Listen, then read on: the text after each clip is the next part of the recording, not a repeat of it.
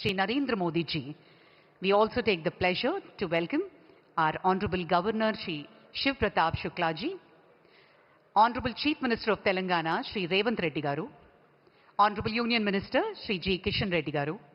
We also take the pleasure to welcome the Union Minister of State Shri Bandi Sanjay Garu, Honorable Member of Parliament Shri Konda Vishweshwar Reddy Garu. A hearty and a warm welcome, ladies and gentlemen, senior officials, representatives and esteemed gathering. Ladies and gentlemen, may I now request our Honorable Chief Minister of Telangana, Shri Yennamala Revanth Reddy Garu, to felicitate our Honorable Prime Minister with warmth, dignity and rich traditions of Telangana. Here we go. The Honorable Chief Minister is presenting with a special shawl and a special memento.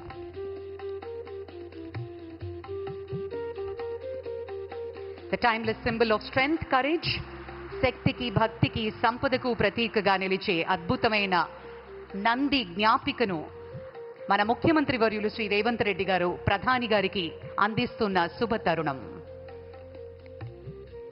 This magnificent creation is not merely a memento. Ladies and gentlemen, it's a tribute of our traditions, values and our enduring spirit of excellence. On that note, may I also request our Union Minister, Shri G. Kishan Reddy Garu, to felicitate our Honorable Prime Minister with a special shawl and a memento.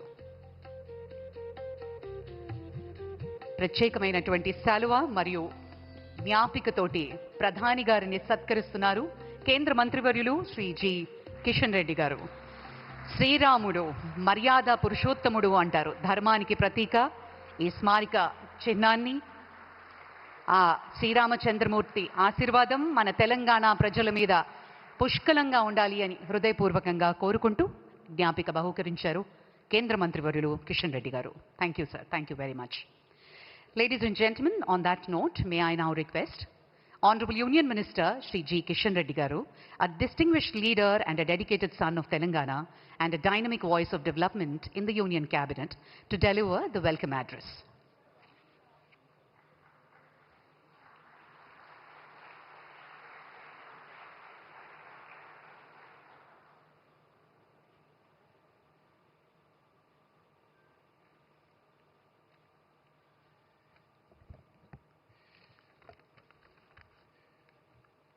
Bharat का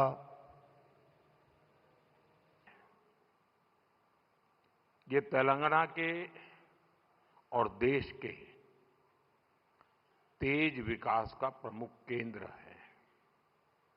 इसलिए आज साइबराबाद से तेलंगाना को देश का एक बड़ा manufacturing power house बनाने के लिए अनेक बड़े प्रोजेक्ट शुरू हो रहे हैं. आज जिन प्रोजेक्ट्स का शिलान्यास और लोकार्पण हुआ है, इससे यहां हजारों हजार नए रोजगार बनेंगे और तेलंगाना की कनेक्टिविटी भी सशक्त होगी. मैं तेलंगाना की जनता को इन प्रोजेक्ट्स के लिए बहुत बहुत बधाई देता हूं. साथियों, आज भारत रिफॉर्म्स एक्सप्रेस पर चल रहा है. साथ ही आज का भारत आधुनिक इंफ्रास्ट्रक्चर भी बना रहा है. जहीराबाद इंडस्ट्रियल एरिया के निर्माण के पीछे भी यही लक्ष्य है. ये इंडस्ट्रियल एरिया, इंडस्ट्रियल कॉरिडोर विकसित करने के भारत सरकार के राष्ट्रीय अभियान का हिस्सा है. ये एक प्रकार से इंडस्ट्रियल स्मार्ट सिटी बनने जा रहा है. यहां वर्ल्ड क्लास इंफ्रास्ट्रक्चर होगा, बेहतरीन पावर सप्लाई होगी,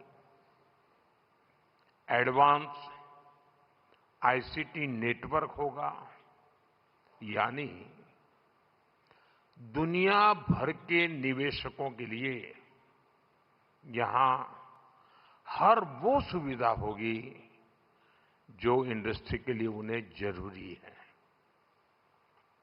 इन सुविधाओं के निर्माण के लिए भारत सरकार के हजारों करोड़ रुपए लगेंगे और तेलंगाना, हैदराबाद के हजारों नौजवानों को रोजगार का माध्यम बनेगा। यहां बनने वाली गाड़ियां, मशीनरी, यहां लगने वाले फूड प्रोसेसिंग उद्योग, ये तेलंगाना के श्रमिकों और किसानों को भी सशक्त करेंगे। साथियों, अतीत में जब भारत दुनिया की बहुत बड़ी इकोनॉमी था, तब हमारे वस्त्र उद्योग की बहुत बड़ी भूमिका थी। अब हम अपनी उस विरासत को फिर से सशक्त कर रहे हैं। वारंगल का पीएम मित्र पार्क देश में टेक्सटाइल क्रांति को गति देगा। पीएम मित्र पार्क में लगने वाली यूनिट्स को केंद्र सरकार की योजनाओं का भी पूरा लाभ मिलेगा। उन्हें केंद्र सरकार की पीएलआई स्कीम से भी मदद मिलेगी। यानी इस टेक्सटाइल पार्क से बड़ी संख्या में रोजगार का निर्माण होगा। खासतौर पर जो हमारी बहनें, बेटियां हैं, उनके लिए अनेक अवसर बनने वाले हैं।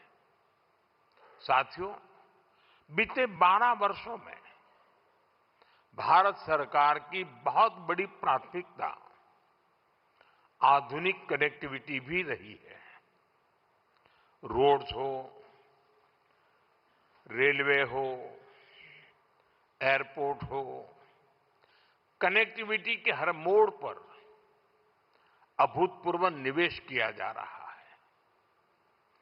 करीब 2.25 लाख करोड़ रुपए की इन्वेस्टमेंट सिर्फ और सिर्फ नेशनल हाईवे पर की गई है और इसका बहुत बड़ा लाभ तेलंगाना को भी हो रहा है।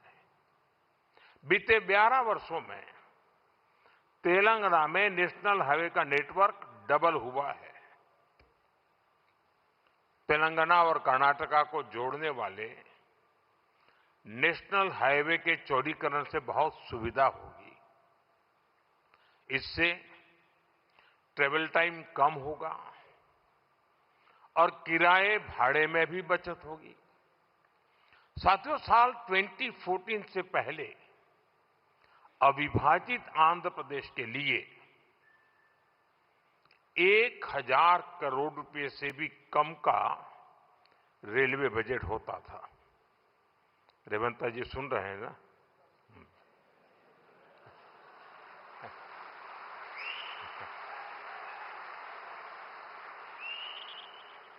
संयुक्त आंध्र के समय रेलवे का बजट 1000 करोड़ रुपए से भी कम था। आज सिर्फ संयुक्त आंध्र की बात नहीं कर रहा, आज सिर्फ तेलंगाना का रेलवे बजट ही लगभग 5,500 करोड़ रुपए का है।